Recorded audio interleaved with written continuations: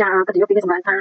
ចេះជ្រើសតាំងចេះសំសំចៃមិនចាក់ជ័យមិនប្រមាថចេះប្រហែលក្នុងការធ្វើកុសលផលបុណ្យធ្វើសេចក្តីល្អការពិតត្រឹមត្រូវចេះទទួលស្គាល់ការពិតហើយចេះផ្ដល់ឲ្យព្រោះតែការពិត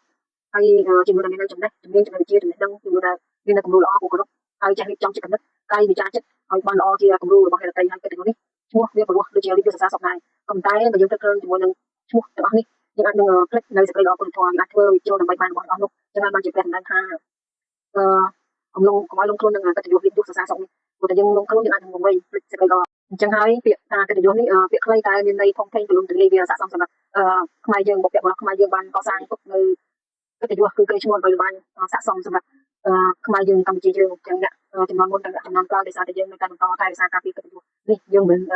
បានមកនឹងងាយបន្លែបន្លំរួចទេបានមកនឹងងាយទេដូច្នេះថាយើងត្រូវតែរក្សាការពារកិត្តិយសបន្តទៀតហើយដើម្បីរក្សាបានគឺយើងត្រូវតែរក្សានៅសេចក្តីល្អគឺបុណ្យកុសលផលបុណ្យនេះគឺអ្វីៗដែលល្អទាំងអស់របស់ខ្មែរដែលថារាជធម៌ក៏ទាំងអស់នឹងគឺជាវប្បធម៌ដែលថាវប្បធម៌គុណរាជជាតិកាន់តែ